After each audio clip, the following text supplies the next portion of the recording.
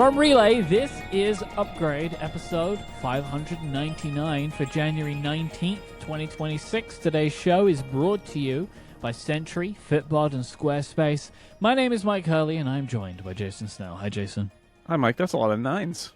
It's a lot of nines. It's not all the nines. I hope one day we do get to all the nines. That'll be fun. Yeah, but it's the 19th, and it's $5.99, so it's three nines. It's not bad. It's not as good as 3 sevens, but I guess we already did that. So, yes, hello. Hi. Hello. It's us. It's $5.99. That means, sure is. dear friends, that means that next week, the draft of the ages will return. Yes. Can't wait. Yes. In which we predict things that happen almost, but not quite, 2 years hence. Yep, 100 on episode 500. We made a set of predictions. We will see how right we were. Oh boy! And then set our predictions. Let me rephrase that for 700. you. We will see how wrong we were. Speak for yourself, Jason. I was. We'll get to that next week. Yep. We have a Snell Talk question for you. Comes from Dan, who writes in and asks, Jason's love of Zeppelins is known to many listeners, but has Jason ever gone for a ride in a Zeppelin or similar airship?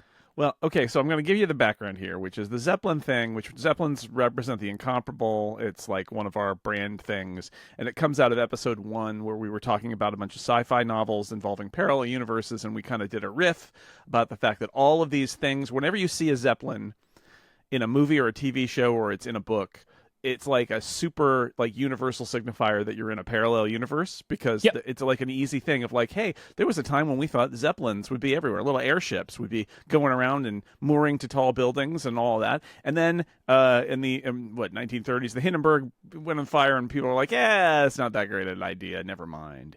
And it faded away. And so it became a really funny, I thought, signifier of like, if you wake up somewhere and think you might be in a parallel universe, the first thing you should ask yourself, look around and ask yourself, are there Zeppelins?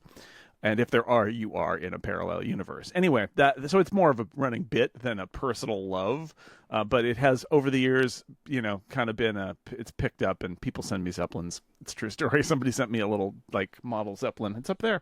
And so the answer is no. No, I have never been in a Zeppelin. There was a Zeppelin here that was giving the tours of the Bay Area for 6 months or a year before the company went out of business, and I thought about doing it, and I didn't do it. I have seen a Zeppelin fly. That Zeppelin flew over my house at one point, and I was very excited. That was pretty cool.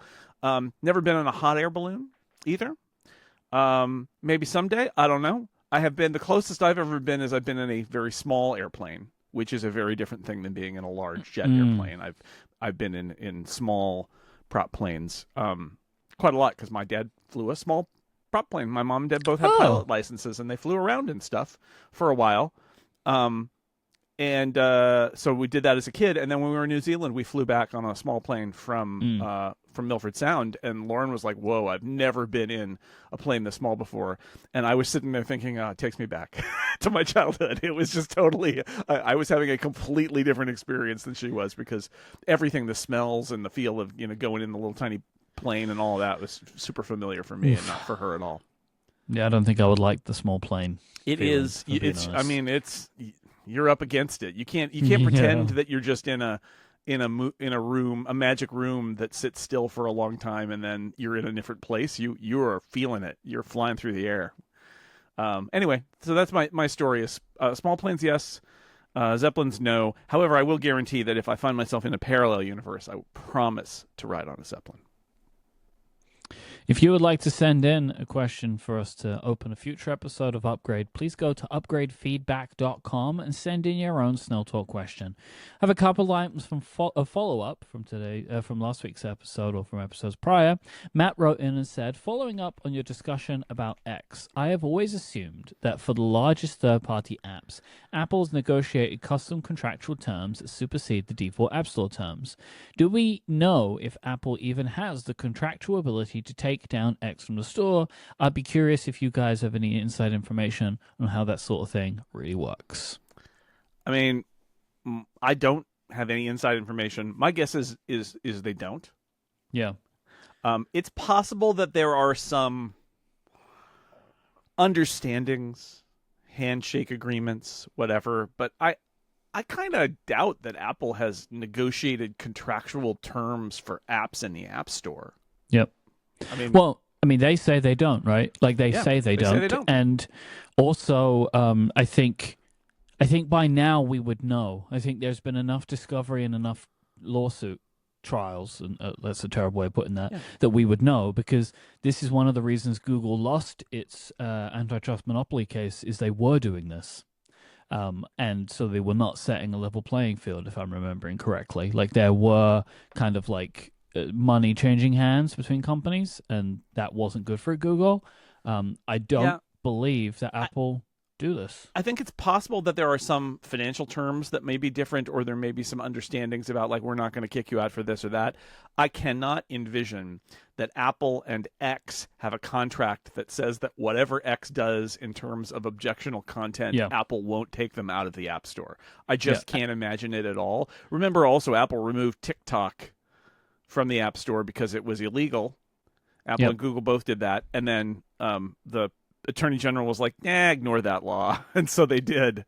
Yep. Whew. Anyway, so I doubt it, and I especially doubt that there's any carve out for things like the kind of non-consensual pornographic image generation stuff that's been going on with Grok. I just don't believe it. I mean, and Apple have carve outs, but they make them public, right? Like the reader apps and all that kind of stuff. Like that was created as the ability to allow companies like Netflix to not have to pay so much, right? Like that's why that exists, right? Right. Like these terms, like then Right. Amazon and Netflix and stuff could take advantage of and only pay 15%. I think there have been a few cases where people have been like, why does that app do that thing that shouldn't that be outlawed? And I think that for that we have intuited that there's probably some sort of an understanding. But even then, is it a memorandum of understanding? Is it a contract? Is it, is it a very specific deal with lots of terms? I don't know. But I'm super skeptical that Apple would ever in a million years agree that X could do whatever it wanted in its app.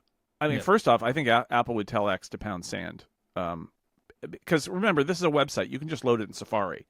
So I just don't think that Apple in any world would say, we're going to let you determine entirely the content of your social media app, and whatever's in there is fine with us. I just don't see it. They are kind of saying that in their inaction, but they didn't contractually agree to it, is what we're saying. But like they are still allowing for this app. Well, yeah, that's true. That's true. This is all theoretical, like if they stopped it, Yes. but they didn't stop it. I don't think They didn't stop it. And what I'm saying is, I don't think a contract is what was an issue here. They're like, our hands are tied. We agreed to let Elon Musk do whatever he wanted. That feels like, and I'm not No. saying this on Matt specifically because I don't really know the context of the question, but that would be wishful thinking to me, right? Where it's like, you're like, well, the only reason they didn't remove it is because legally they can't. No, they can. They absolutely can. I think Apple is smart enough and its legal teams are smart enough that if they want their rules to work the way that they want them to, they cannot create any paper trail of any special agreements. Now, I have said in the past, and I stand by it, Apple absolutely should have different agreements with different companies, and they should be public. But they should, because certain companies should have different terms. I think that's part of what makes this stuff work for people.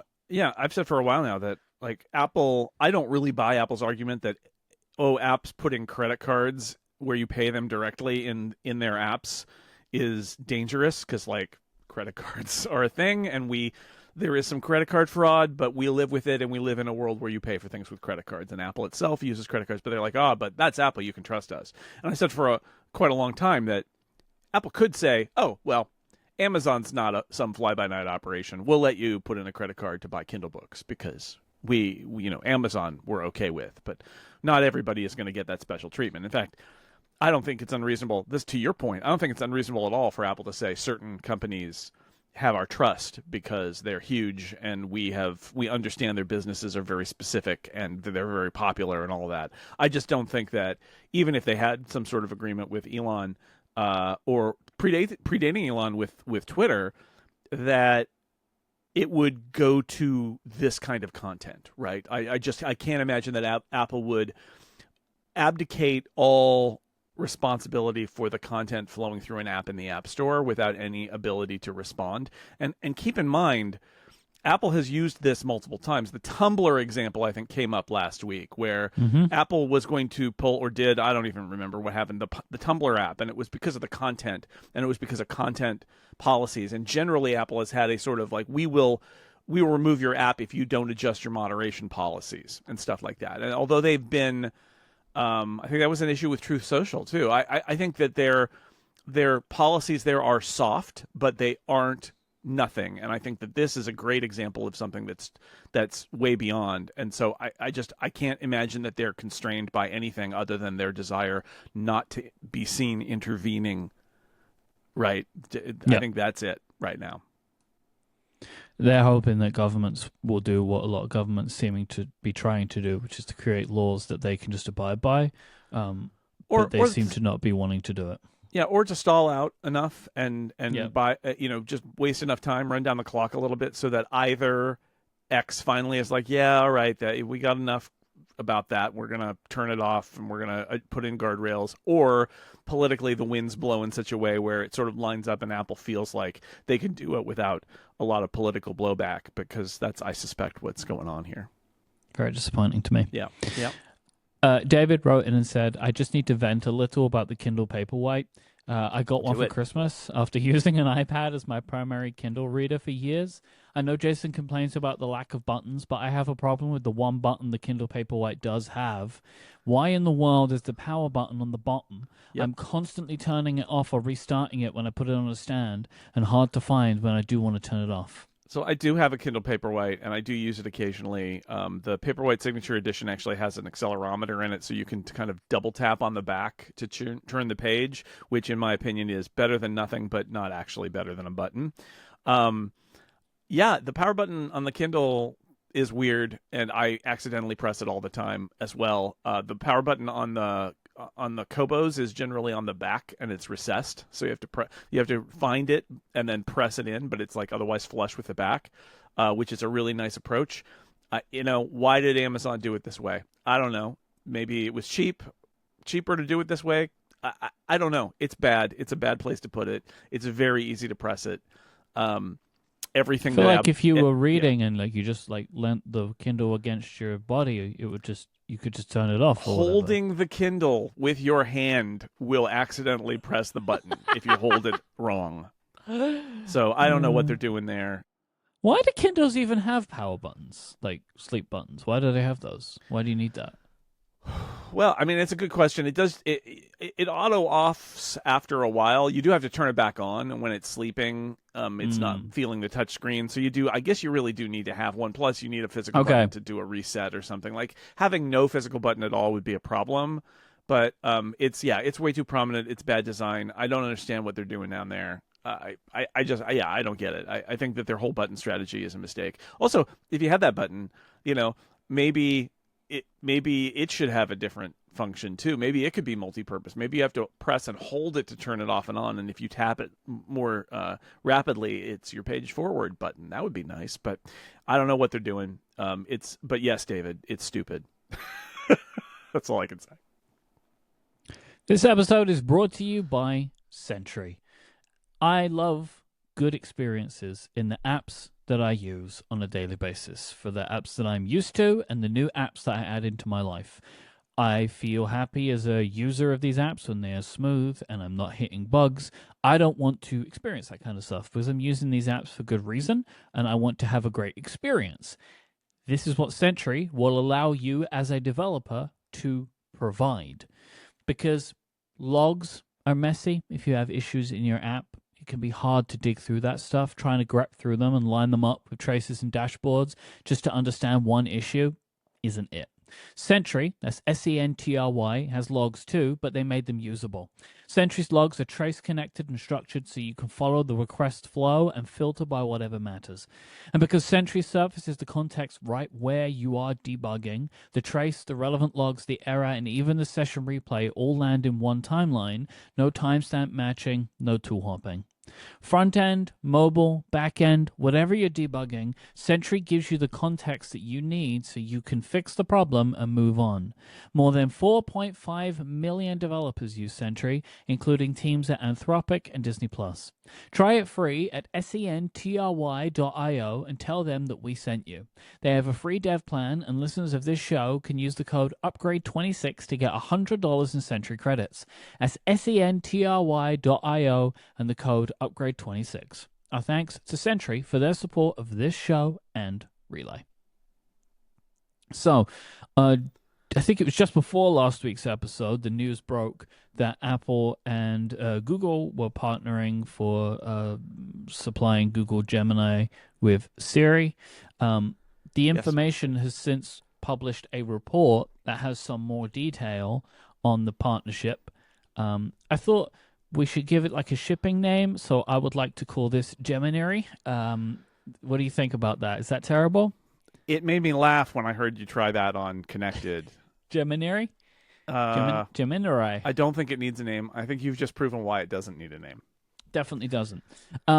Apple, so according to the information, Apple will be able to ask Google to, quote, tweak aspects of how the Gemini model will work on their platforms and also fine-tune it to respond to users the way that they would want. So there are, it seems to me, in the way that I read this, because this is quite technical, Federico on the aforementioned episode of Connected did a good job of kind of explaining what some of this means. And I guess the way that I would take it is there are some big changes to the model that they may want Google to make into how it works, but then also from what they have from Google, Apple can kind of layer on top of it and add in their own kind of prompts to get it to respond to users the way that they would like, so they can kind of put their own guardrails over it and stuff like that. Right. There's different layers that that lead down to the model, and then the model is sort of being made to order by Google, where they can make changes to it at that level. But that above that in the stack, like an example that's in our notes here is, starting a timer. Right. Like there's a layer that deals with stuff that is like basic things, start a timer, start a workout, that is higher up, where you do not need to go down into a model. More basic recognition will get that, process it, and respond to it very quickly. So you do those at a high level, and Apple is able to do that. And I think there's actually a model that that determines whether it goes to the on-device model or the cloud model, right? There's some routing that can happen on the device too, because for simple techniques, simple things, you don't need to require an internet connection. You want it to happen very quickly, and so you parse those out, and then others. So it's complicated. There's layers here. Currently in the internal builds, where the Gemini model exists inside of iOS and I assume other platforms at Apple, there is no Google branding on any of the answers given by the systems. So it's not saying like provided by Google Gemini. It's not got a Google Gemini logo on it. And there is currently no expectation, based on the information sources, that this partnership will ever be spoken about or acknowledged publicly. Yeah, this is the white label aspect of it, which is if you're not following the news, you will not know that it's Google that's powering this. And that also gives Apple the latitude to change the model later. And it is Apple approaching this from a standpoint that this is a plug-in technology, and that it's kind of a commodity, and that they can use somebody else's model or their own model in the future, and it shouldn't matter. Like, because you're an Apple user, you're using Apple Intelligence, you shouldn't care. And so, the way that I thought about it is it will be called Apple Intelligence, and they are not going to focus on what made it intelligent. Like, that is not important from Apple's marketing to talk about it. And I've been thinking a little bit about this point over the last few days. And there's, people talk about, like Apple's aversion to partnerships, right? Which they definitely have. But there are so many things that are fundamental to how a smartphone works that they do not do. Like, they just don't do them. And, like, one of them is, like, a search engine. They don't have one. And they don't seem having a desire to have one, but they know it's an important part of the system, so they let you set a default one, but they don't provide it. So there are little bits and bobs which are like important to the way that phones work, but Apple don't provide them. And I kind of see more like Google Gemini is to Apple Intelligence that Google Search is to Safari. Yeah, keep in mind, Apple does have a search engine, right? But it's completely unbranded and invisible. And Yeah. it does, like, when you're typing things in, it'll auto-suggest and Little all of that. lookup thing. Things that are like, Spotlight, Siri, whatever, but they're not going to Google or another search engine. So it's there, but it's invisible, because I think from Apple's perspective, anything provided by Apple or filtered through Apple is just, it's like air. It's invisible. It's just Apple providing it to you. Nobody cares. And in fact, I think that's good, because the last thing I need is everything I do to be branded. I was reminded of this when we're in as we recorded this, we're right at the end of college football season, and we just went through the college football bowls, and they're all sponsored, and it's like, it is the whatever citrus bowl and the whatever orange bowl or the rose bowl presented by whatever. And isn't there like a Pop-Tart bowl too? there is a Pop-Tart bowl. Oh, Yeah. The greatest of bowls. But it's not the Pop-Tart bowl. That's the thing, is there used to be, doesn't the Pop-Tart bowl have a name? I guess it's just the Pop-Tarts bowl. But like the orange bowl is not just the orange bowl, and it's like the Capital One orange bowl. And Lauren would always watch these. Bowl is just the Pop-Tarts bowl. Like, because they own it. They've completely taken it over and filled it with brown sugar and cinnamon. So the Capital One Orange Bowl, and Lauren would sit on the couch and be like, "Oh, the Capital One Orange Bowl," because like you don't want to confuse it with some other brand's Orange Bowl, but it's just the a Chase tag. Orange Bowl. What I'm saying is, it's gross to have all these tags, and imagine if that was the case with your Apple technology, that everything was like branded and tagged by something or other, even if it wasn't advertising. It's like Apple just wants it to be, it's all Apple. Just don't worry about it. So I think that this is a good approach. Also, I'll say Gemini. I mean, Gemini is a technology, and the app and Google has been naming the Gemini models Gemini 3 and all of that, which is fine, right? But I would say Gemini is Google's branding of its models, right? Yeah. And it feels like we're calling it, Apple has a deal with Google to use the Gemini models on Apple's devices. Another way to look at it is Apple has a deal with Google to license Google's foundational AI models to use in Apple Intelligence. Those are the same models that Google uses, or similar to models Google uses to power Gemini, right? Think of it that way, that Gemini is really a Google brand, and Apple's not. It's like stickers on a laptop, kind of, right? It's like Apple's not interested in advertising that it's Intel Inside. They never were. And so it's like that. It's like, that's your brand. You can do with it what you want. Apple doesn't have if Apple felt a need, they're like, oh man, we really need to get that glow up of being associated with Gemini. Maybe they would do it, but that's not how they work things. Yeah, and like, that's not how stand it up with works. the Google thing. This isn't even Google's first brand for their thing. Bard. Do you remember Bard? Oh yeah, Bard.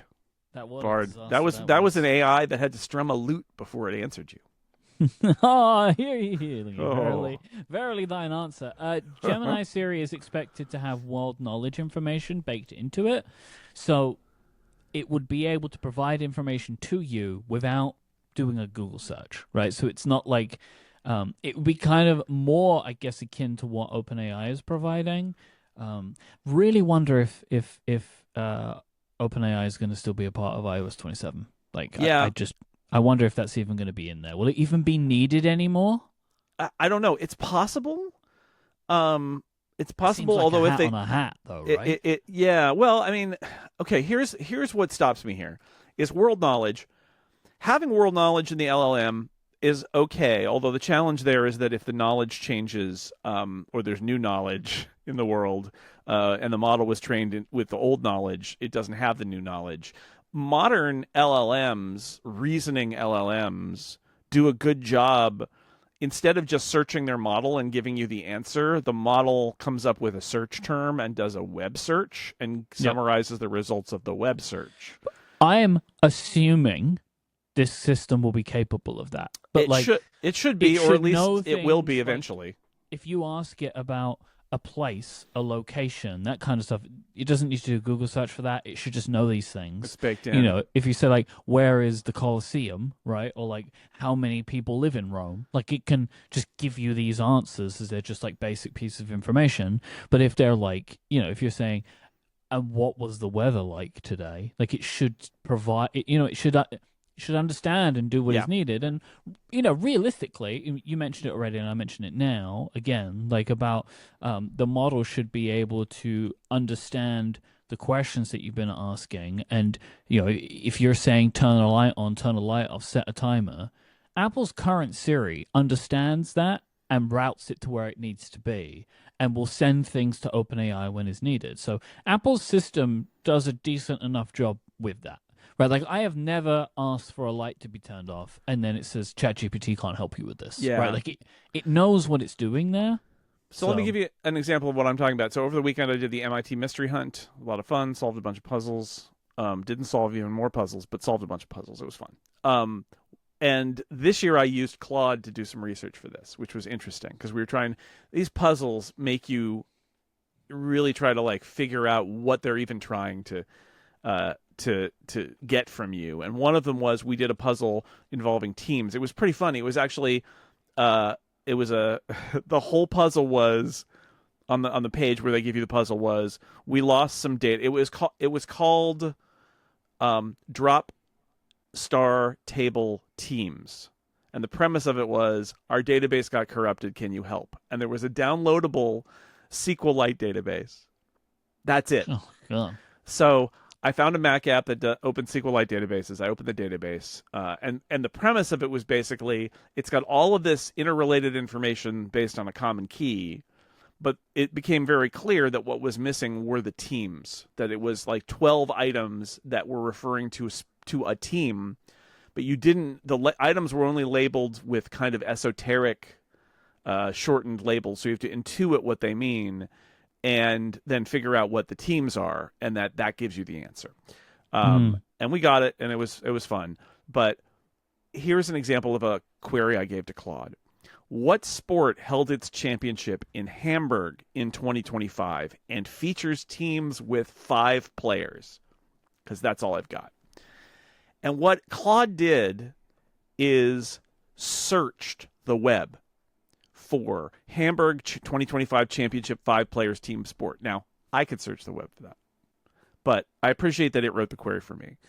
And it looked, and then it responded, that did not return the results that I wanted. I'm going to make a more targeted search. It went to basketball. It said there is no good championship for basketball. There was a Eurobasket thing, but that's not a championship. Then it did another one, and it was Hamburg in quotes, 2025 in quotes, championship final 5 players team. And it said, aha, the International 2025, the annual Dota 2 World Championship organized by Valve, took place in Hamburg. It's a video game esport, not a traditional sport, and teams have 5 players. And then it followed that up with another query to confirm, and this is all without me doing anything, that the Dota 2 championship was in Hamburg, and it has 5 players. That esport has 5 players. And I was looking for a team with blue and white colors. I said, can you tell me a Dota 2 team that has won championships twice, started in 2012, and has blue and white colors? And it says, oh, that's Team Liquid from the Netherlands. And that was the right. By the way, that was good for you. That was the right answer. That was what I needed. And but what I'm saying is, like, I knew nothing about it, and it did a series. I could do the web request, right? But like, I asked it one question, it did a series of reformulations and analyzed the answers and got me a result. Like, ultimately, these engines, the state of the art is that they do stuff like that. So that's what Siri needs to be able to do if it needs to get there. And that ideally, I think even Gemini under the surface there would be like, I'm not confident in what I know. So this sounds like something that's more about give me a web search. And then they become an intelligent web searching companion. I think that I think that's perfectly reasonable because I didn't need to look at any of those web pages. Remember, the classic Siri example today is I found some web pages for you, right? And Yeah. it's like you read them. Oh, you're on the Apple Watch? Too bad. You read them on your iPhone when you find it. So the Claude response went all the way through it and got to an answer, and that answer was what I was looking for. So I would hope that the layers of this lead you to a search. And if that's Google, if it uses Google search for that, that's great, right? Because not only is that what Google is focused on, but that's Apple's search partner by default. So I think that works for everybody. So I hope that's what happens here. I'm going to read a quote from the information article. Another common set of questions Siri historically struggled with involved emotional support, such as when a customer tells the voice assistant it is feeling lonely or disheartened. In the Gemini-based version, Siri will give more thorough conversational responses the way ChatGPT and Gemini do. Does this feel on brand for Apple? Well, it depends on how they do it, right? I mean, one of the things that we found with these LLMs is that you can give them, they either have personality types attached, or you can tell it, like, here's how I want you to answer this. And the Grouper wrote a thing about this, and it was funny because I was already doing this too. The idea, like, I don't want you to treat me like a friend. I want you to treat me like a robot because that's what you are. I don't want you to give me small talk. I just, personally, I don't want that. Yep. So these things can have these profiles, personality profiles. Now, what we've seen with Apple is that Siri has a personality profile. And it is not, I'm a robot. It is, you can, right, the whole like classic, oh, did you ask Siri this and see what it says? And it says something that's kind of funny. Like that has been part of Apple's whole like take on Siri. So my question is, how does Siri respond to a personal, emotional thing? And that could be good or it could be bad. Like what I don't want Siri to be is a therapist, right? I feel like my gut feeling, if I were in the room when they were having these conversations, what I would say is, if somebody says something sad, I'm sad, Siri. I want Siri to be positive and also supportive. So I'm sorry to hear that. Is there anything I can do to help? But the help that offers is not therapy. It's, do you have someone to talk to? I could suggest someone for you to call, depending on how you're feeling. But like professional but concerned, human, empathetic but not overstepping. Like there's probably a way to get somewhere that if you feel disheartened is supportive without it becoming your friend, because it's not your friend, right? So I think that's all in the details of how they choose to approach this. But yes, I put up a red flag. Like the last thing you need is for stories about people who think that Siri is their partner, right? Like you can't, or their therapist. Or their friend. Or their friend, because it is not. It is a computer who talks to you. But like there are companies that want to do that, and there are people that want that from these models. But I don't believe Apple should be in the business of trying to do that. I don't think that it is a good thing for them to get involved in. But I echo you of like just and so what Adi is saying in our live Discord chat, for Siri to just adjust a little bit to the user's tone. Yeah, don't be so chipper if the user is sad. I think that's reasonable, right? It's like, Siri, I'm having a bad day today. And Siri be like, great. What would you like to do? Like, no, read the room, Siri. Yes. And I know like the personality stuff in these models is like very much user taste, but I actually personally I like the supportive tone that ChatGPT has for me. Like I like it. Like it, I don't want too much of it, but I don't just want like pure answer. Like because I know I'm a weirdo. I don't approach these models as like the same way that I do Google search. I instinctively do write it a little bit more like I'm talking to a person. It's just my nature of like, this is a chat. So like I chat, I don't Google search. I don't know why I do this, but I have my personal preferences for Claude, which I'm using mostly now. I guess I'm going to disclaim here in a funny way, which is Claude was a sponsor. And one of the things Oh, of some sure, podcasts, yeah. one of the And things that maybe in the future too is probably yes, worth noting. one of the things that they did was they gave me 3 months free of Claude premium, and I've canceled my ChatGPT subscription because I like Claude So better. that worked. I guess good job. They should do that to everybody. No, I mean, I just think it's really good. All the podcasts. It's really good. But what I have in Claude, in ChatGPT, I just have a setting now because Gruber wrote about it. You can just choose a robot setting, a neutral setting.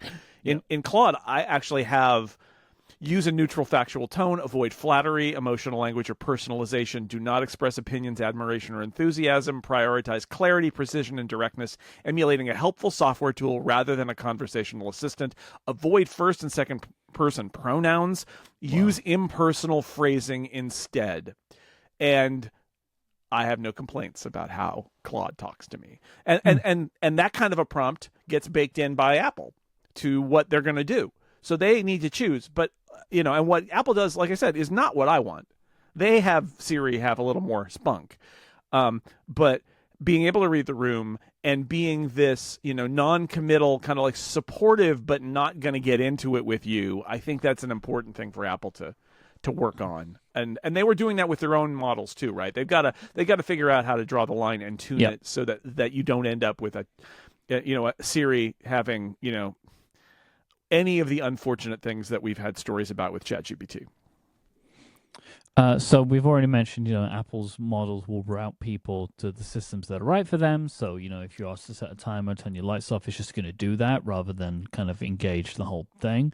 However, when they get to the personal context system and they get that up and running, I'm going to read another quote here. If someone asks Siri to send a text message to their mother or sister, but the customer doesn't store their names that way in their contacts, the Gemini-based Siri could search through their messages to figure out which of their contacts is most likely to be their mother or their sister. By the way, my HomePod it's just going berserk in the background now. So I hope they can get that fixed too. I don't know. Maybe I'm currently dictating a text message to my mom. That'll be fun for me to find out later on. Yeah, that's great. I read stuff like this, and my kind of internal barometer on this is, well, that sounds nice, but I absolutely do not believe that you'll be able to do it. I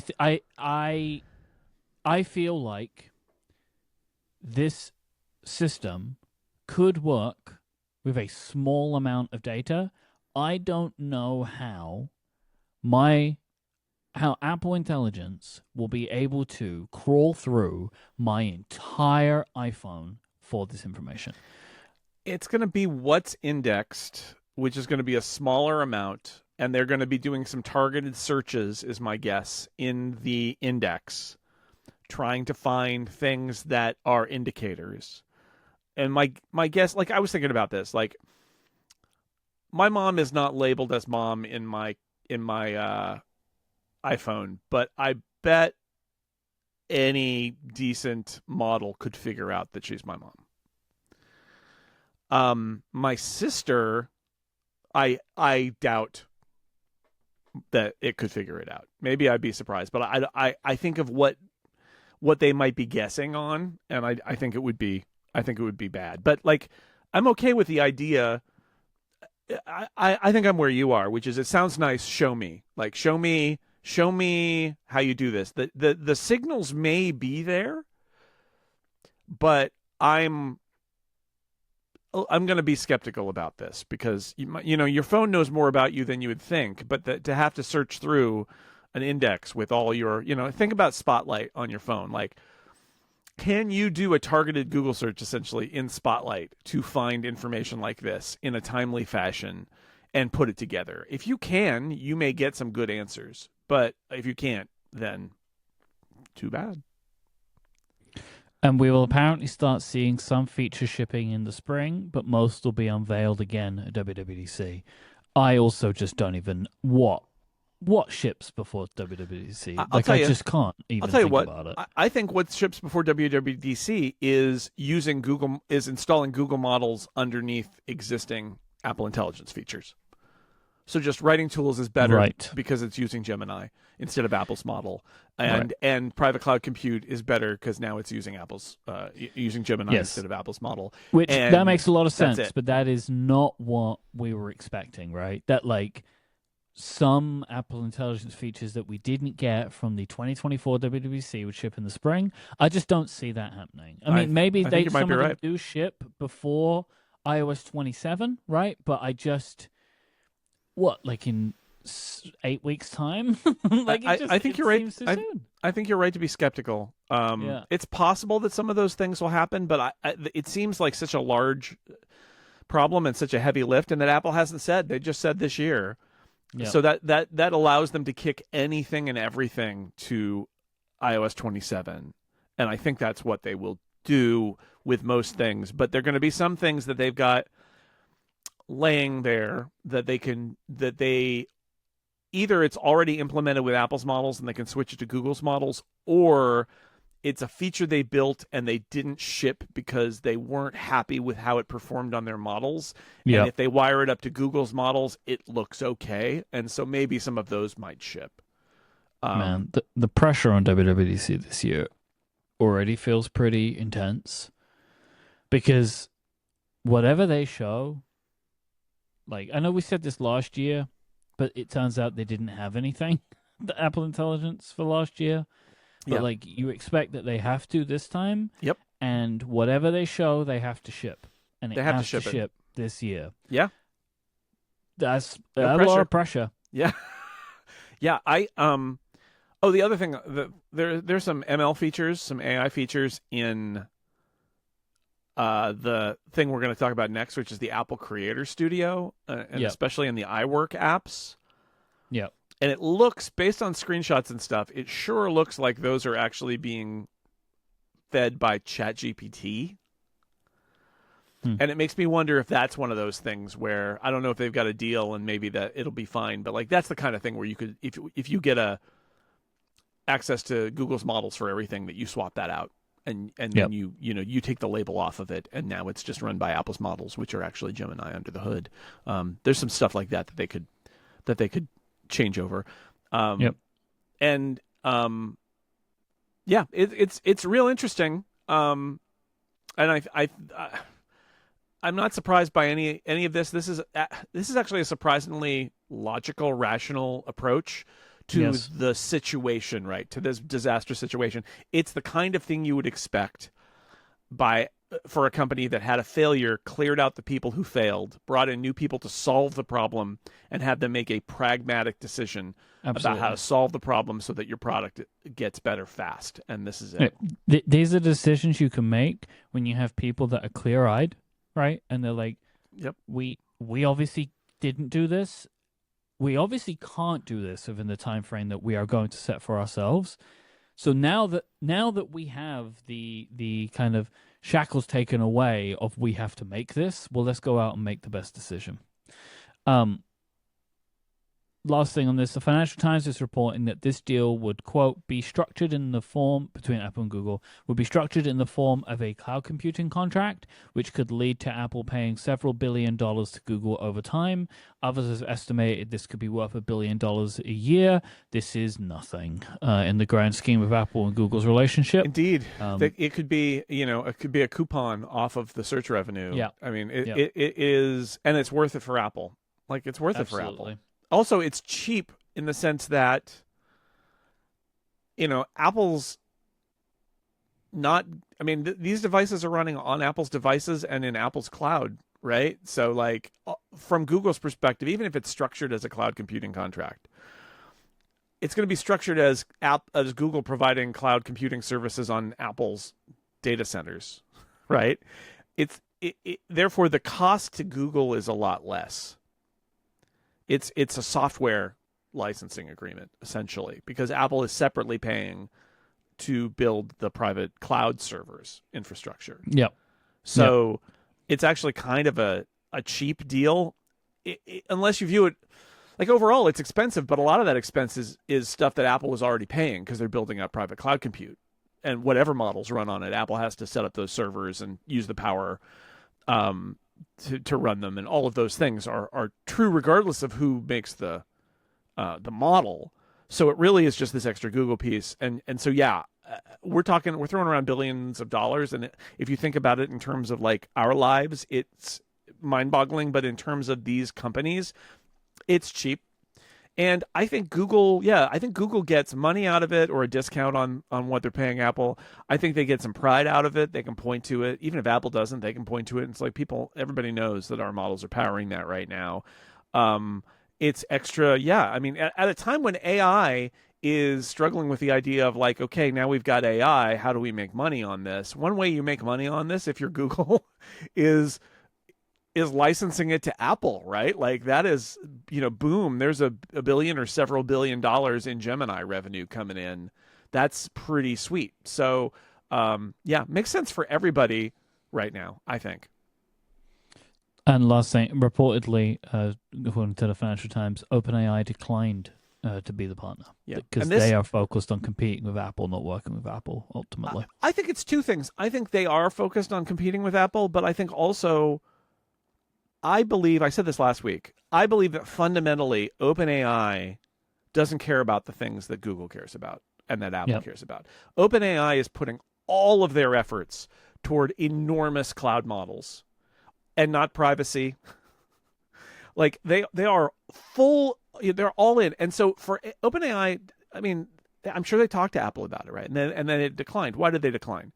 I bet you one of the reasons they declined is that they looked at it and said, why would we take any of our people and any of our model engineering off of what we're doing and put it on this thing that is not aligned with our strategy?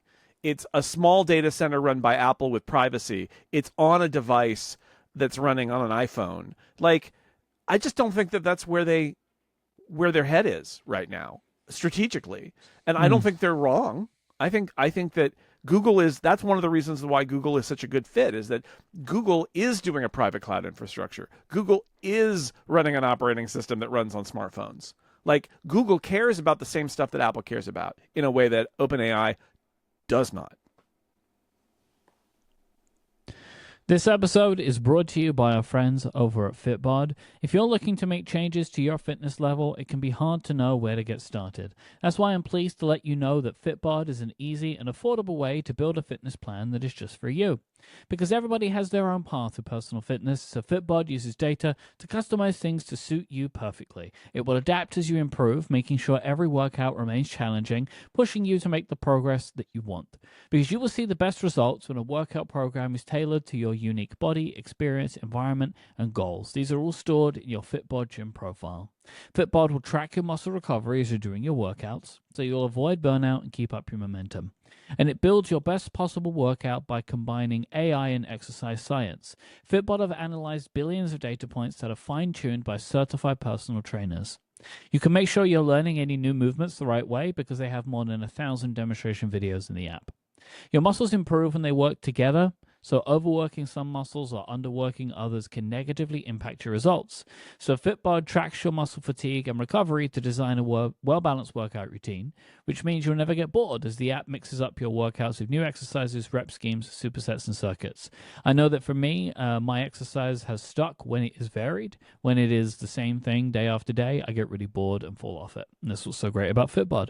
Their app is super easy to use. You can stay informed with Fitbod's progress tracking charts, weekly reports, and sharing cards so that you keep track of your achievements and personal bests and share them with your friends and family. It also integrates with your Apple Watch, Wear OS smartwatch, and apps like Strava, Fitbit, and Apple Health. Personalized training of this quality can be expensive. Fitbod is just $15.99 a month or $95.99 a year, but you can get 25% off your membership by signing up at fitbod.me/upgrade. So go now and get your customized fitness plan at fitbod.me/upgrade. Once again, that is fitbod.me/upgrade for 25% off your membership. Our thanks to Fitbod for their support of this show and Relay. So last week, Apple unveiled the Apple Creator Studio. This is a subscription that combines Final Cut Pro, Logic Pro, Pixelmator Pro, Motion Compressor, Mainstage, Keynote Pages, Numbers, and Freeform into one $12.99 a month subscription. I think you can pay $129 a year too, so you get a discount if you get a year. This includes the Mac apps and the iPad apps where they exist.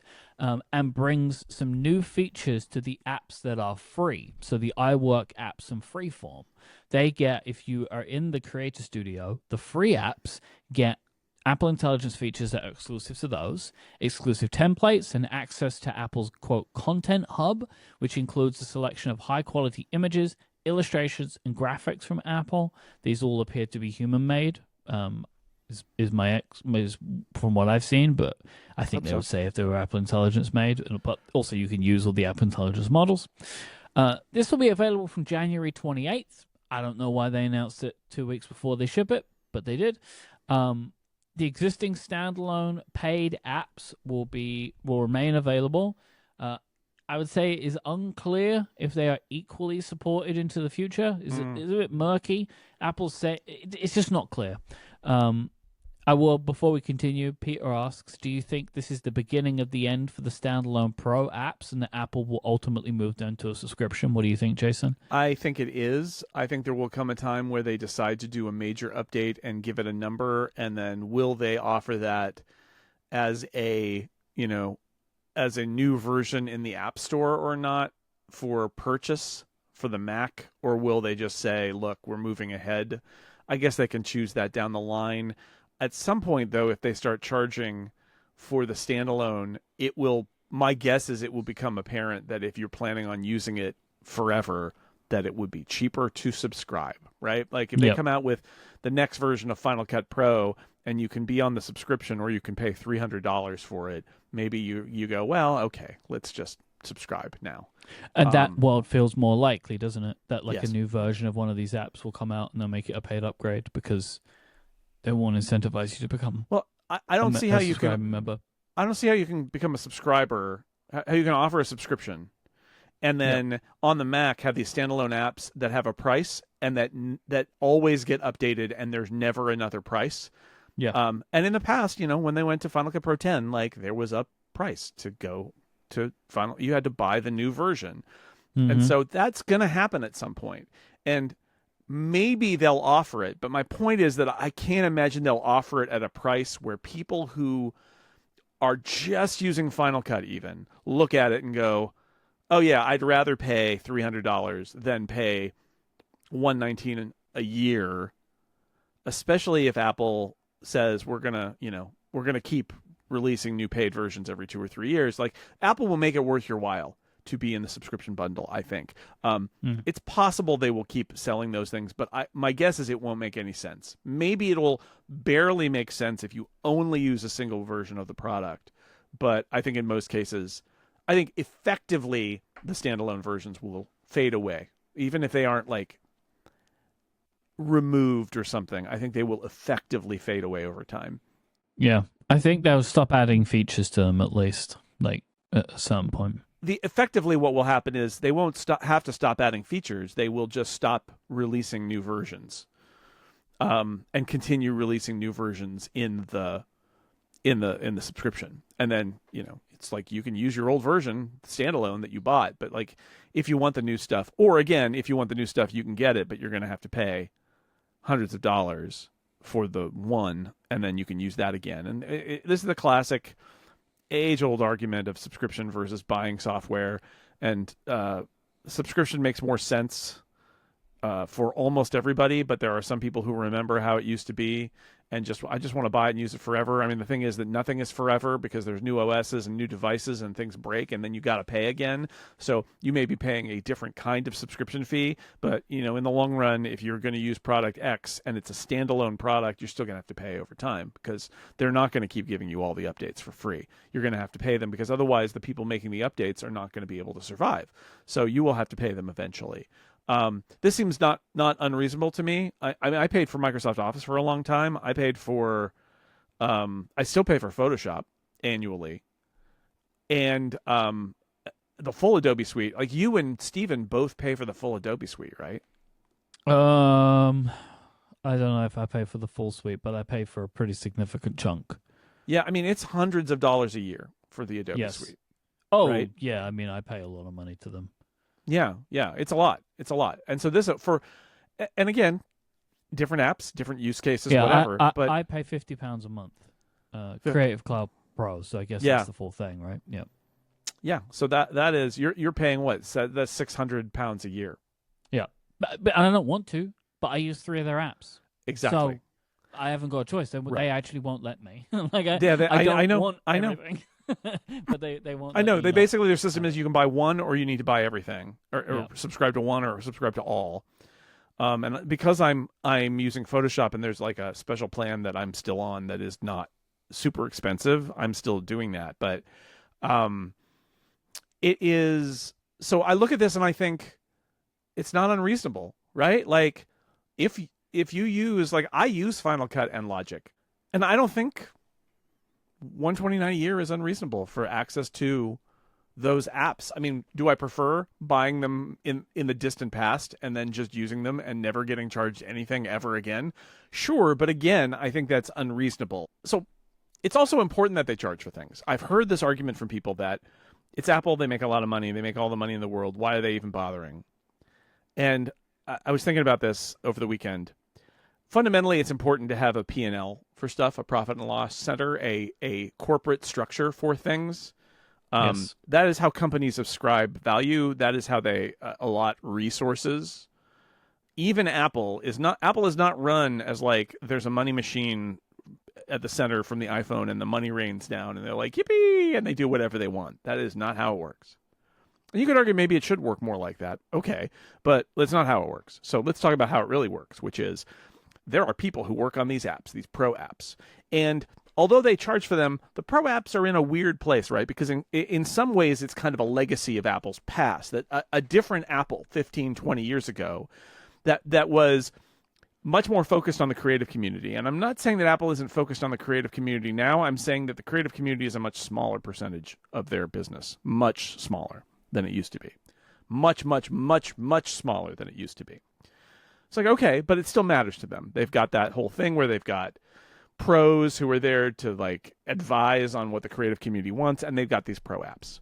But you know what clarifies things is a budget. So like we know everybody who's working on Final Cut and Logic and Motion and Compressor and Mainstage. We know what that costs. And we know how much money that brings in directly, and not from selling hardware that has it on it, from sales of the software. And so that helps, having this model helps clarify what this is worth to Apple and what they can spend. And I think maybe in a good way, I think that maybe Apple has done a disservice to Final Cut and Logic by having them be kind of free, or kind of like you get it once and then you just kind of use it and there's no more money coming in, and making it subscription based means like you are judged and funded based on who's using your apps. And I think that could be bad if these are apps that have been funded under the largesse of Apple, just not paying attention for years and years and years, and it turns out nobody's using them. That could be bad because that means they're not going to get support anymore. But I think it also could be really good because my gut intuition here is that they do get used a lot. And having a figure of who's subscribing to them could be really good for them in terms of now that there's a budget where you're like, look how much money Logic and Final Cut bring in. Yep. And what are we, now I want to hire a new developer. And whoever is in charge of that group at Apple will be like, oh yeah, that makes sense. It's a really valuable product. I'll give you, I won't steal your developers away to work on a different project. I won't refuse to hire or slow walk this hire that you're trying to make to replace somebody who's walked out the door. Because that's a big thing that happens in organizations, right? Is like people leave and they're like, yeah, we'll hire a replacement. And then they just don't for a long time. Every day that goes by where there's nobody in that job saves them money. Yeah. So I think this could be good, and I think that it is more understandable and structured in a way that makes sense, which is even inside Apple, I think it's good to have money coming in subscriptions coming in, and a thing you can point to and say, here is the value of Final Cut, instead of it just being kind of this amorphous, like, isn't it nice that we have our own editing software that's not DaVinci Resolve or Premiere, which strategically, sure it is, but like, it's very hard to have an amorphous strategic niceness and then allot money to it.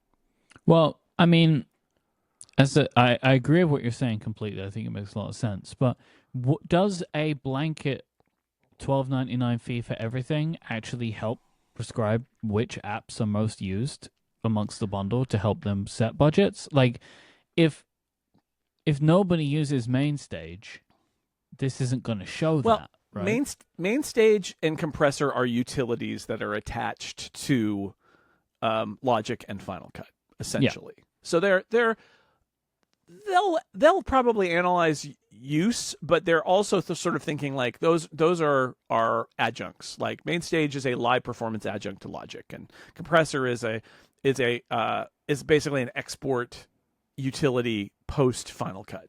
Mm-hmm. So their costs are a lot less, and they're really just kind of like part of the larger thing, which is we have video, we have audio, and we have photo imagery design thingy in Pixelmator. I feel like those are good three legs of a stool for them. They don't have everything that Adobe has, right? But Pixelmator, this is why they bought Pixelmator, right? Like it helps a lot to say we have audio, video, and we have, non-dynamic imagery and design in our bundle. There's the advantage of the bundle, this is what we were just talking about with you and Adobe. Like, the advantage of the bundle is you sort of say, look, it's a pretty good deal if you use a couple of these things.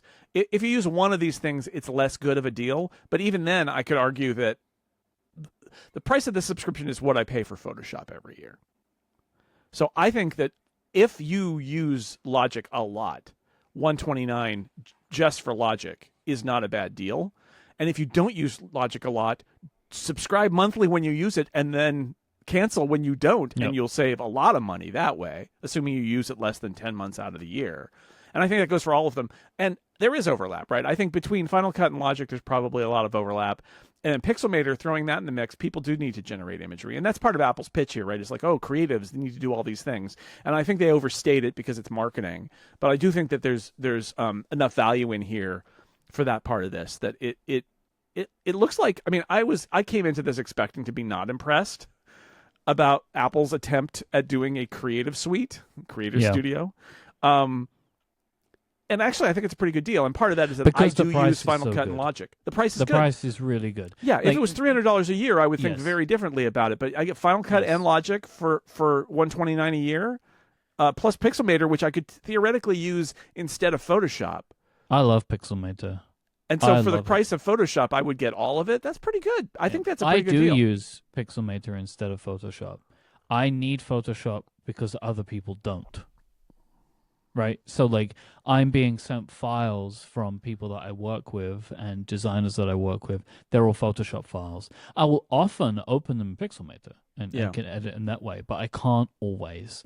And so I need Photoshop because some stuff, like just from compatibility reasons that I'm working with, require it. Same as, for that reason, I also need to pay for Illustrator because I'm sent some stuff that I need to edit in Illustrator. Yes. So that's why I ended up getting Affinity Designer, which the Affinity app is now, I think, a free as well. So there's other competition out there, and there's some other. I mean, you can, and look, if the argument is, but I can use a bunch of stuff for free, I think that is a perfectly valid thing. If you want to edit your video in DaVinci Resolve in the non-premium version, and if you want to use the Affinity apps to do design stuff, the Affinity app, I guess, which is, I believe, a free thing. It is free now, yeah. Which is weird because I just use Affinity Designer, which I paid for, and I love it, and I use that instead of Illustrator. And I chose that because that's a great example. I chose Affinity Designer because I need to do like t-shirt designs and podcast art designs occasionally, and I used to haul out an ancient version of Illustrator, but like I didn't want to pay a huge amount of money for the Adobe suite to just for those occasional uses. So for me, I found a different tool that had a different price structure that worked for me. If Adobe let me, and they don't, but if Adobe let me turn on Illustrator for a month for $12.99 and do my t-shirt designs, I might do that. But which is why I think, I mean, I thought this was a good deal when we were doing our upgrade live stuff and I was using Final Cut for iPad. Yep. Both of the times we did that, I just turned on the Final Cut for iPad subscription, which was I won't be able to do now. I won't be able to do the $4 for a month. It'll be $13 for a month. But it's not unreasonable. Yeah, but you now will probably just get this, right? Like the $12.99 a month. You surely you don't use Final Cut, do you? No, sorry, Logic. You don't use Logic. I use Logic. I use Logic all the time. I thought that you used Ferrite? Yeah, Ferrite, yeah. If I'm doing an intense edit on my iPad, I use Ferrite. And I would say Logic for iPad is a pure music app. It's terrible for podcast editing. It's not substantial. But I use it for podcast editing on the Mac still. For me, if I get this, it's more what am I doing on my iPad? Because I currently have these standalone versions of Final Cut and Logic for the Mac. So right now, it's a lot less of a good deal than it would be if I didn't have that. But the time may come. And certainly if I'm specifically doing something targeted like using Final Cut on the iPad to do Final Cut Camera, I would do it then. Sure. Now, let's talk about the iWork apps. You wrote a blog post about this. You seem quite frustrated about the inclusion of the iWork apps in the Creator Studio. Sweet. Yeah. So what's going on here that you find to be kind of, I would say, perturbed about? Yeah. Well, so I everything we've said about this up to now has been positive, right? I think it's a good idea. I think bringing Pixelmator out and having it be Pixelmator on Mac and iPad and part of an Apple suite, like I think that's all really good and smart, and the price is pretty good. They threw Keynote Pages, numbers, and freeform in here, and at first glance, my thought is, what? Like, it doesn't make sense. Because, well, one, they're free, and two, they're not creative apps in the same way. They're not. And three, they're already installed on all my devices by default. So what's going on here is they've created, I think for App Store technical reasons, they've created like new versions of them that with different icons that live in the App Store under this bundle. And a lot of confusion about this. Like, what does this mean? Does it mean that Apple is putting these 4 apps that you could think of as the iWork apps behind a paywall? And that's not true, because they'll still be available for free. Everybody who gets a new Apple device gets these things for free. But what Apple is doing is Apple is turning them into essentially freemium apps. They have announced that they are adding access. Of part of it is they're giving access to clip media, essentially, templates, and the Content Hub, which is this Adobe-like, in a way, like a stock image library and of stuff, which is great. That's the kind of thing that you paying a subscription for access to is not unreasonable, and that stuff getting thrown into a bundle often makes the bundle worth getting. Like, I use things in the Adobe. It's a bundle. It's Photoshop and Lightroom. Like, but I also get like fonts with it, and stuff. And it's like, okay, great, bonus. I'm paying for it. I get fonts with it. Mm-hmm. So what they've thrown in is that stuff, which if you're a subscriber, you get access to the libraries. Okay, that makes sense. And if they want to make fancy Keynote templates and stuff and have them be behind this, and they're, especially if they're more like for content creators who use Keynote, okay, whatever. But what really bugs me is they're also adding features that are only going to be available in these free apps if you pay. And there's 2 issues here. One is the features are really interesting because they seem to be AI features. And like I said, there's at least one screenshot out there that is like powered by ChatGPT. So it's like, okay, I understand why you would need to charge for that because you're using somebody's AI resources, and those are not, when you ship normal software, you can ship an infinite number of copies for no extra money. But if you're using AI resources, they cost. So, okay. I get it. I don't love it, but I get it. And the ChatGPT relationship there is hilarious because is that going to continue? They're going to replace that? It's a mystery. I don't know, but they had to do it to ship this. So that bothers me, but I understand it. And the other part is just that these things don't connect, right? There are, I don't know how many there are, and maybe Apple knows, but they're not going to talk about it. How many people rely on Numbers or Pages or Keynote who are never, ever, ever going to use Logic or Final Cut or even Pixelmator because they are just doing spreadsheets and numbers? And what troubles me is not just that Apple has turned this free product into a freemium product, but that the only way to get it is to pay for this creator bundle. And there's no other bundle that is targeting iWork users, who I would argue are a different group. So it's a misaligned bundle. It's turning a free product into a freemium product. And it is adding, I mentioned this in my story, it's adding an asterisk, right? Now, you don't have a simple product that's like, hey, you buy a Mac, you get a spreadsheet and a word processor and a slideshow creator, so you don't even need to get Microsoft Office because Apple has provided that for you. That's like a huge advantage that Apple has. But now it's like, well, you get a free version of that, but there's some other stuff that they're adding, and we don't know what they're going to add in the future. Are they going to add more new features that are just in the bundle versus outside? Does for the free version lag?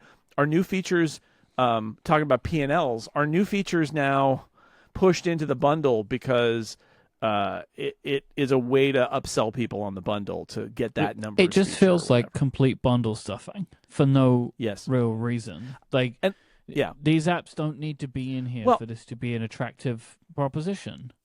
And I think the AI thing is what led to it, because they're like, oh, we've got AI features, but we don't want to but they require ChatGPT because we couldn't build our own model that does this. So we went with OpenAI's model, but that costs us every time we kick that out there. So we got to put it we got to find a way to charge them. Let's throw it in the bundle. Like, I understand the thought process involved there, but, and if it's an AI feature and you need to charge for it, okay. But like, why is there not an alternative bundle? And I hate to say it, I think the reason is because the App Store backend sucks, and and they'd have another version. There'd be like 3 different versions of these. Well, hence these them apps having to have separate versions anyway. It's ridiculous, right? It's a ridiculous thing that they're doing. Yeah, and it makes work. I just hate how it makes everything a little more gross, right? Like, it's like, here are these free apps is one thing. Now it's, here are these free apps asterisk. Apps don't have some of the features unless you pay us more money. It just makes it worse. And it also, and again, I may be going too far down the slippery slope here, but I'll say it. The more Apple takes things that are part of the product experience and makes them an upsell, I get why that drives services revenue. But like, the more they do that, the worse the product feels. And Apple sells a premium product at huge margins. And I just made the argument, I understand that putting things in P&Ls and charging, and that Apple doesn't have free money that's raining down on everybody. I get it. But like, however, if you go too far down that path, you turn your premium product into an empty vessel that is designed to just upsell people to more product. How long after January 28th will I get an ad on iOS or macOS or iPadOS for the bundle? For this? Yeah. Well, and are you going to get, if you're a Numbers user, are you going to get an upsell to this misaligned suite? Is there going to be a badge in the app somewhere to tell me? And we make fun of like Microsoft sticking ads in Windows and stuff, but like, this is where that goes, which is why do we not take all of our free stuff and stop updating it and giving people things for free and make everything part of a subscription package of some sort or other? And some of that is reasonable, but once you start going down that path, the danger is, and this is my slippery slope part, the danger is you go down that path and eventually you are withholding everything unless somebody is tithing some amount of money to you. And I think that is that's a dangerous path to walk down. And if you're going to walk down it, having it only be available, again, for apps that are not creative apps in a creative bundle it feels desperate but more than that, it feels like a failure. It feels like Apple is incapable of generating another bundle because their consumer-facing product line is distorted because of their failings on their back-end technical side. And anybody who's an app developer will tell you, or a podcaster, frankly, that Apple's back-end tools that are not consumer-facing, not customer-facing, are garbage. They're real bad. Because why make them good? Because this is the part that it's behind the scenes. I'm sure behind the scenes at Disneyland, it doesn't look like Disneyland, right? Because it's industrial. It's just it's behind the scenes. It's the back side of a movie set. It doesn't look like anything because it doesn't need to. But here you've got a case where I think maybe Apple's technical limitations are oozing through into a weird and ugly customer experience. So yeah, I got a lot of feelings here. I don't mind them throwing this stuff in, especially the Content Hub stuff. But I really don't like the idea that these productivity apps now have subscription features. And I'm not saying that if they're tied to expenses on AI models and you don't want to give that away for free, that you don't find some way to limit that. You throw it into the Apple One bundle, or you offer an iWork bundle with extra features. I don't love turning iWork into it, but so that I've got a 2-level argument here, which is one, I don't think making iWork freemium is good. I think it's bad. But if you're going to do it, you got to offer it to people who, for a price that makes sense, that is not you get Final Cut Pro on top of your Numbers. Like, I use Numbers all the time, and never am I in Numbers thinking, yes, I am here as a person who uses Final Cut Pro and Logic. It's a different audience with a different market. Yep. It probably shouldn't be in that other bundle at all. There should probably be 2 bundles. But, if you want to throw it into lots of bundles, fine. Throw it into Apple One. Throw it into iCloud Plus. Do what you need to do in order to justify it. But what they're doing now is broken, and it's bad for those apps, and it's bad for the experience of users, because now I'm never going to be able to say Apple gives you Numbers, Pages, and Keynote for free. I'm going to have to say Apple gives you Numbers, Pages, and Keynote for free, although some of the features require a subscription. I hate it. So we're 6 days out from the announcement of the Apple Creative Studio. In those 6 days, there have been, I would say, an overwhelming amount of takes on the icons that Apple have created for the Creative Studio apps. Yeah. I just want to give you the opportunity here. If you have anything that you want to say on them, I don't think I can bring myself to do it again. To have any more takes? I think people are getting, from my tastes, way too overexcited about this. I will say, it's easy to criticize icons. We did it for fun for the Christmas special. Absolutely. For fun. We will do it many more times. As a laugh.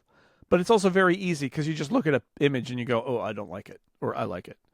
I think it shows, you want to unify apps in a suite, and so they are fundamentally samey. I mean, I don't think anybody would praise the Microsoft apps or the Adobe apps for their icons either, because they're super samey. Especially not Adobe, my word. Adobe just made the decision that every app was going to be an element in the periodic table, I guess, and it's like, okay, whatever.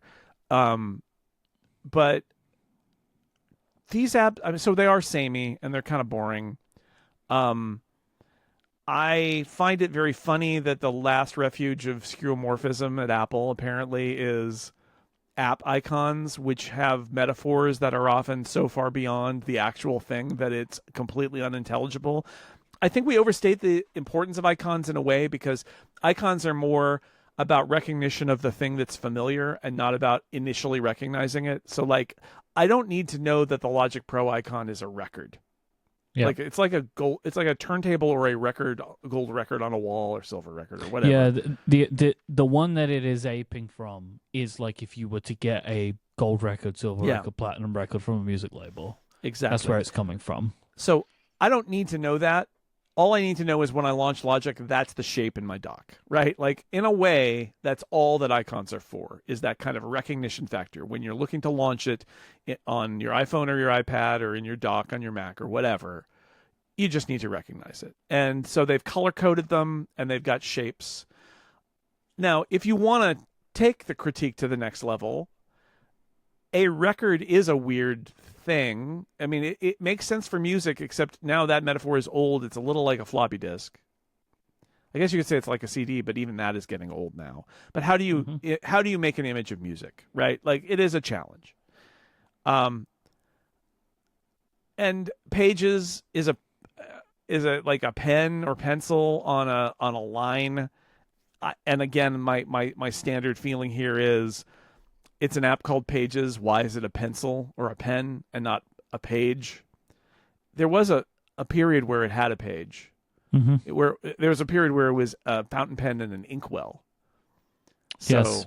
Which I think is not Pages. It's fountain pen or inkwell or ink pen or something, not Pages. Show me the pages. And they did show us the pages. The pages now are gone. So I don't know. They're samey. What do you expect? It's really easy to criticize icons. Apple has kind of, whatever. I'm also kind of over it. I'm not surprised. It's a very easy way to get engagement and traction to criticize icons.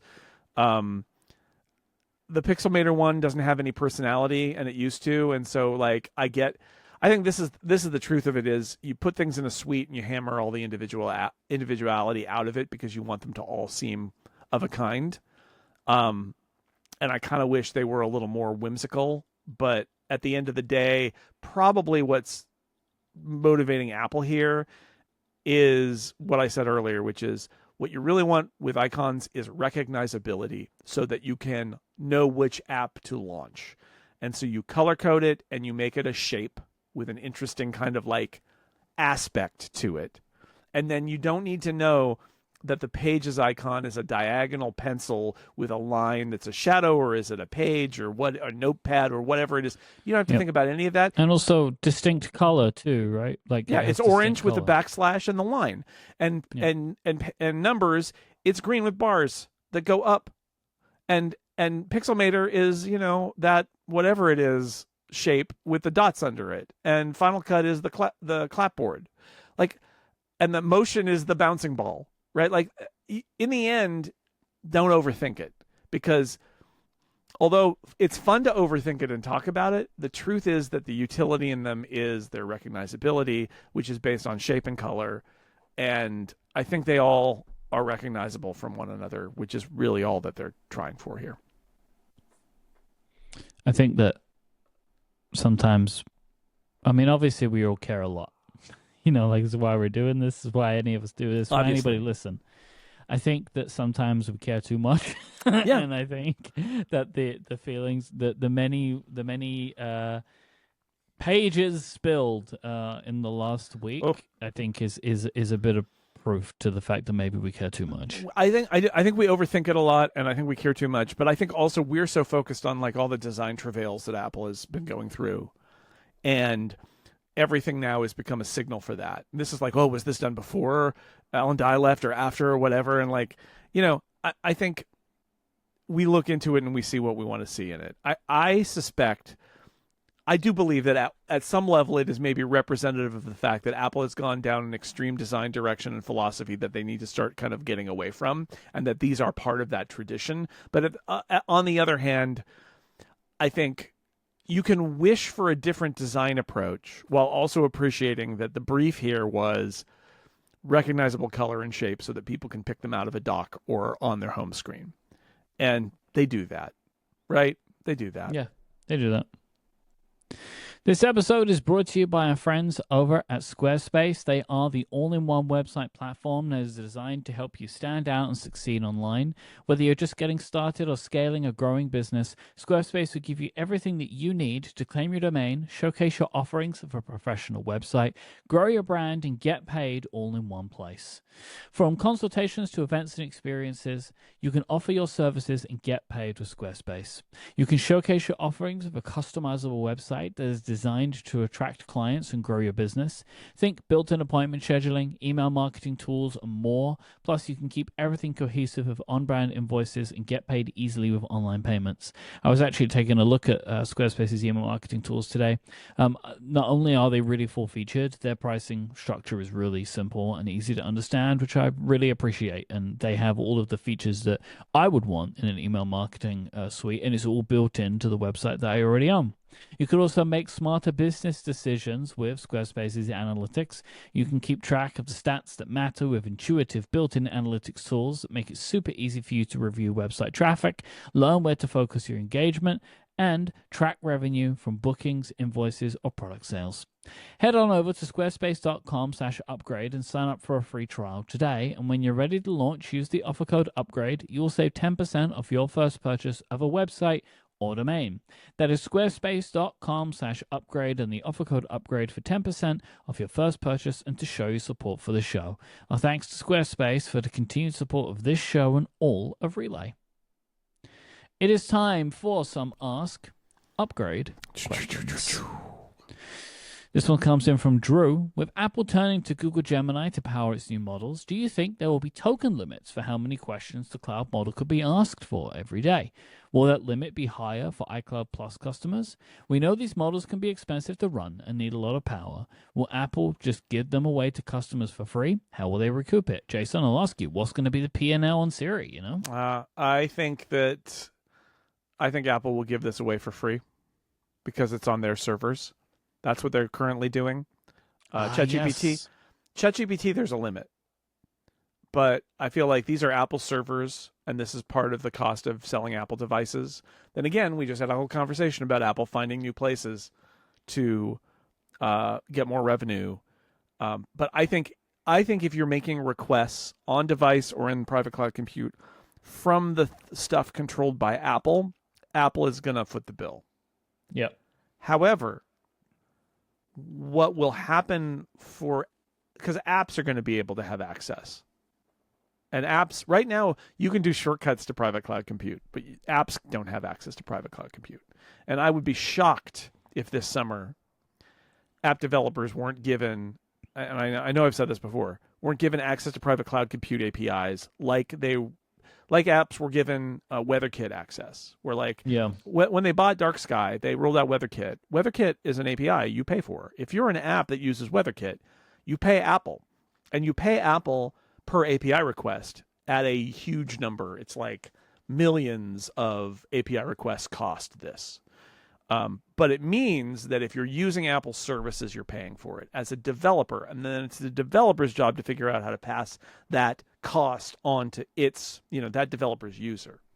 So my guess is that will happen, is that if developers want to use AI models on private cloud compute, they can, but they just got to pay for it.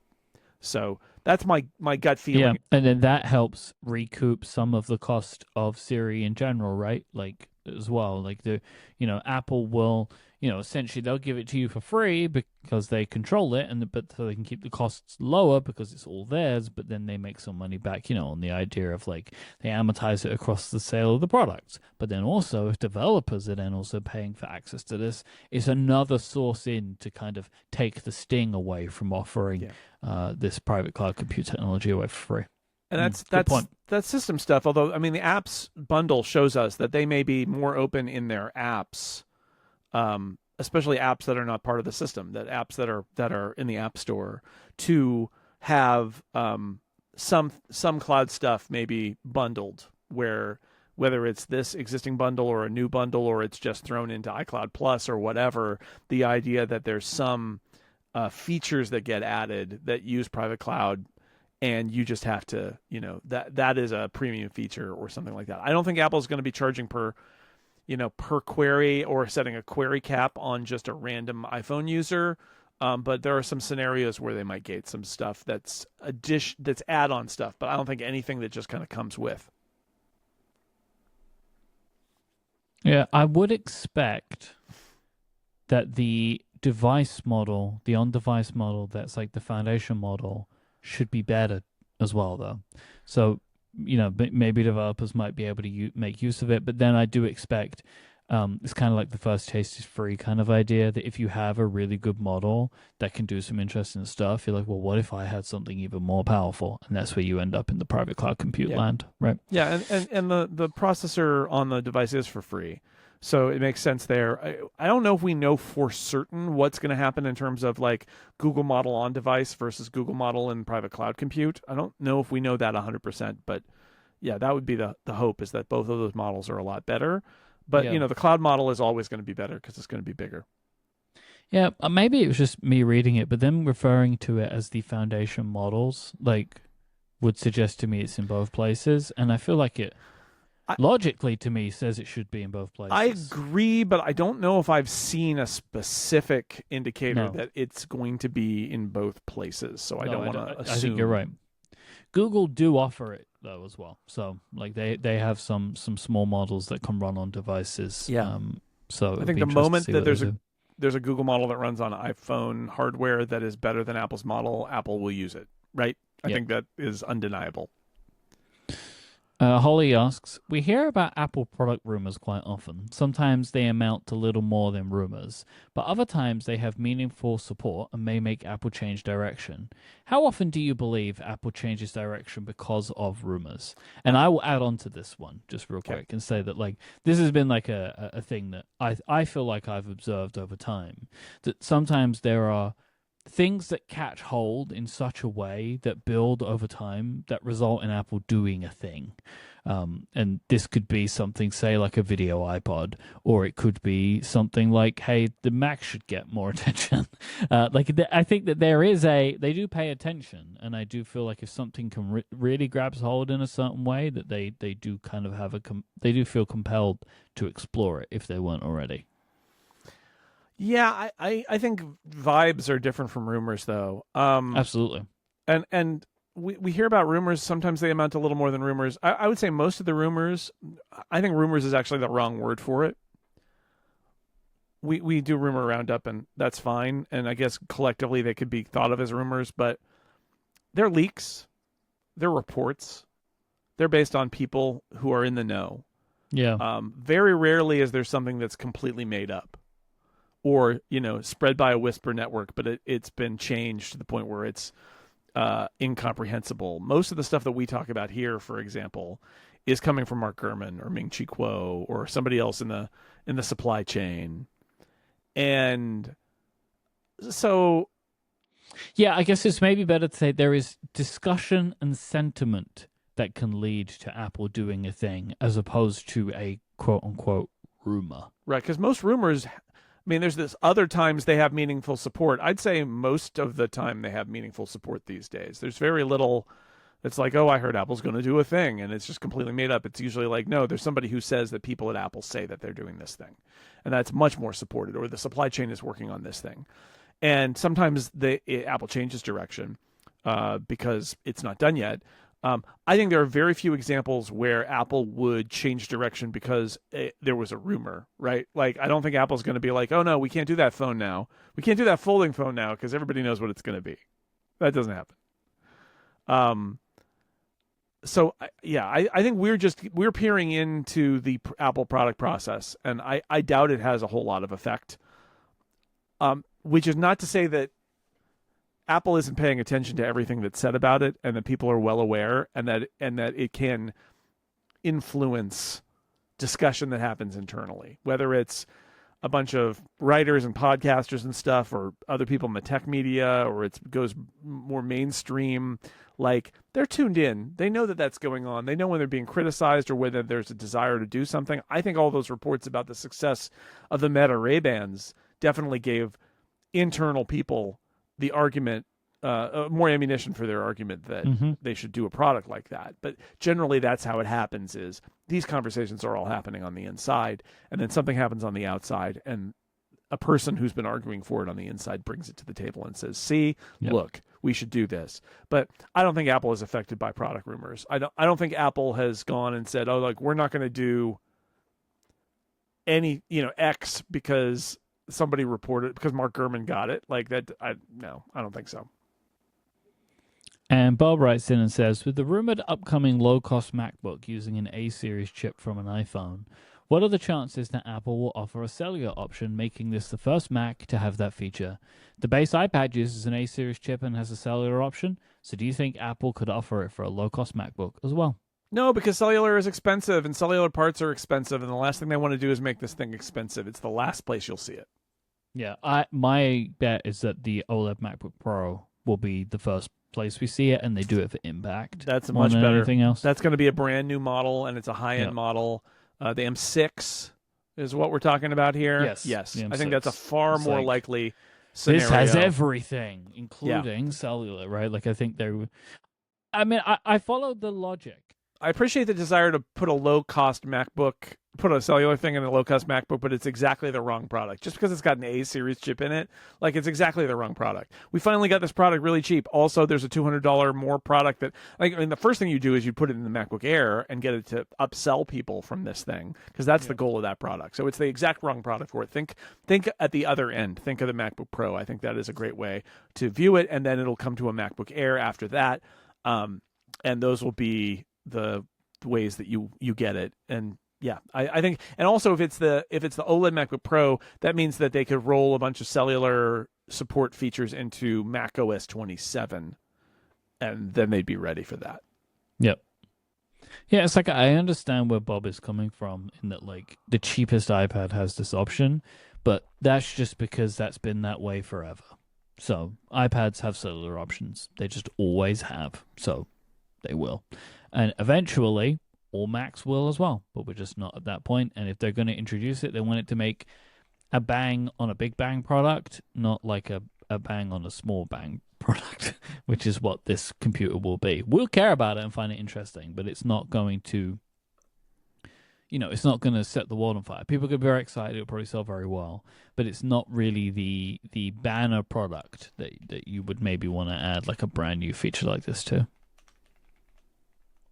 If you would like to send in a question of your own for us to answer on a future episode of the show, go to upgradefeedback.com and send us your Ask Upgrade question, but you can also send in your feedback, follow-up, or a Snell Talk question there too. Thank you to our members, the supporters of Upgrade Plus. You can get longer, ad-free episodes each and every week. I want to ask Jason what he thinks about Dave Filoni taking the creative reins of Star Wars in Upgrade Plus today. So if that is of interest to you, go to getupgradeplus.com. You can find this show on YouTube. We have a full video version. Just search for Upgrade Podcast, and you can see us speak as well as hear if that's your kind of thing. Thank you to Squarespace, Fitbod, and Sentry for their support of this week's episode. But most of all, as always, thank you for listening. Until next time, say goodbye, Jason Snell. I'll see you in episode 600. Woo! Get your picks ready.